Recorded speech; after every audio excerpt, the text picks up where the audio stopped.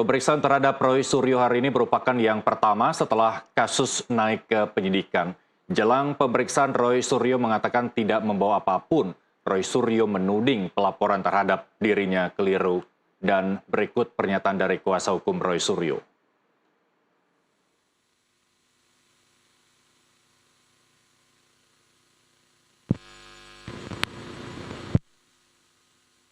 Pada penyidikan dikeluarkan pasal-pasal yang sebelumnya masuk pada proses penyelidikan kemudian dikeluarkan. Apa itu?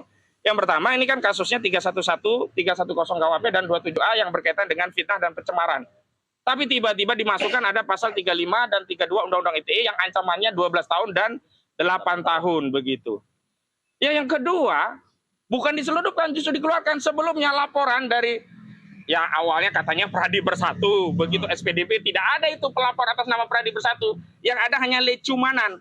Sebelumnya ada pasal 28 ayat 3 Undang-Undang ITE, junto pasal 45A ayat 3 Undang-Undang ITE, yang terbaru diubah dengan Undang-Undang nomor 1 tahun 2024 yang merupakan perubahan kedua atas Undang-Undang nomor 19 tahun 2016 yang merupakan perubahan dari Undang-Undang nomor 11 tahun 2008 tentang ITE, informasi dan transaksi elektronik. Kenapa? Pasal 28 ayat 3 itu mengedarkan kabar bohong yang menerbitkan kerusuhan, yang mengakibatkan kerusuhan. Ternyata yang bohong itu justru Pradi Bersatu. Sebelumnya kalau wawancara kemana-mana, dia katakan Pradi Bersatu melaporkan, Pradi Bersatu melaporkan. Ternyata setelah SPDP tidak ada pelapor atas nama Pradi Bersatu. Begitu kami kritik ini ada kebohongan. Pasal 28 ayat 3 tentang pasal kebohongan ini hilang. Panggilan polisi hari ini tidak ada pasal 28 ayat 3. Jadi seenak-enaknya penyidik menyelundupkan pasal, masukin pasal, seenak-enaknya penyidik mengeluarkan pasal yang sebelumnya ada. Lalu negara ini di mana kepastian hukumnya? Jadi nggak boleh sebau-maunya pasal dimasukin, pasal dikeluarin. Kalau memang konsisten ada pasal 28 ayat 3, kenapa hilang di proses penyidikan? Nanti dalihnya itu kan kewenangan penyidik.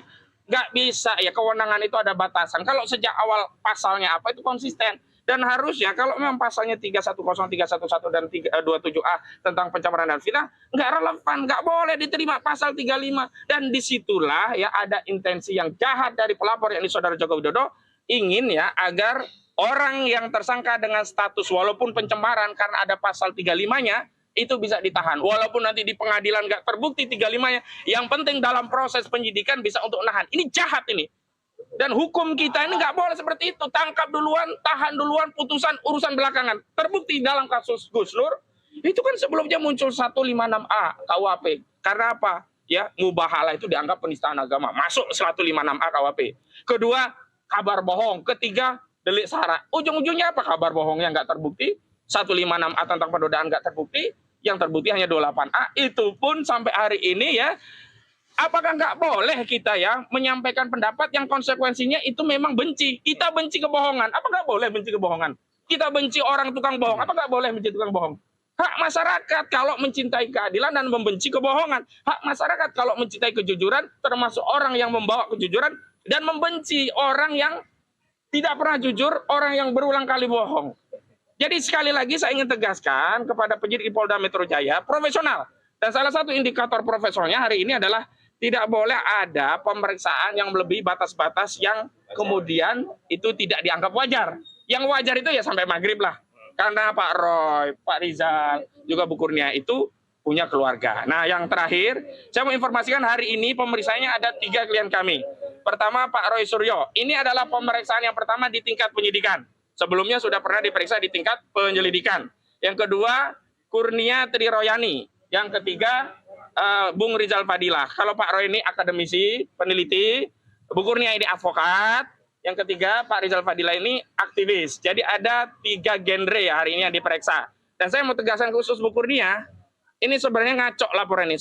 Semestinya kalau dia tahu ini adalah advokat dan memang tugas tanggung jawab advokat untuk membela klien, dan konteks pergi ke Solo itu dalam konteks untuk mendampingi klien, juga peristiwa Jogja, juga peristiwa diskusi-diskusi dan yang lain itu mendampingi klien, ini tidak boleh langsung dibawa ke Polda, dibawa di laporan polisi, harus bawa ke Dewan Kode Etik Advokat, ke Dewan Kehormatan, diperiksa oleh Dewan Kehormatan Advokat. Dalam hal ini Bu Kurnia bernaung di Perhimpunan Advokat Indonesia Peradi saja ya, nggak ada bersatunya ya, Peradi ya.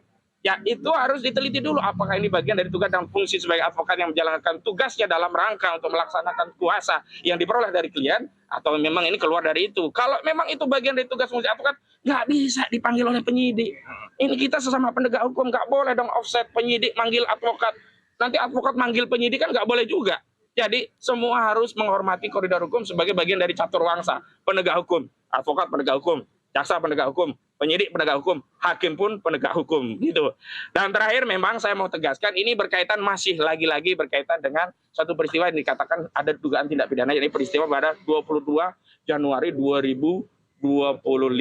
Tapi kita belum tahu apa peristiwanya. Pak Roy sendiri dalam tahap penyelidikan sudah menyatakan nggak ada peristiwa yang dialami, dilihat, dia dengar di peristiwa 22 Januari. Tapi kita menghormati panggilan penyidikan. Jadi kalau kemarin ya kita melakukan penjadwalan ulang, bukan mangkir karena kita resmi datang kemari. Dan hari ini kami ya secara kesatria ya mendatangi penyidik untuk memberikan keterangan sesuai dengan apa yang dikehendaki oleh undang-undang. Jadi hari ini kami mematuhi undang-undang.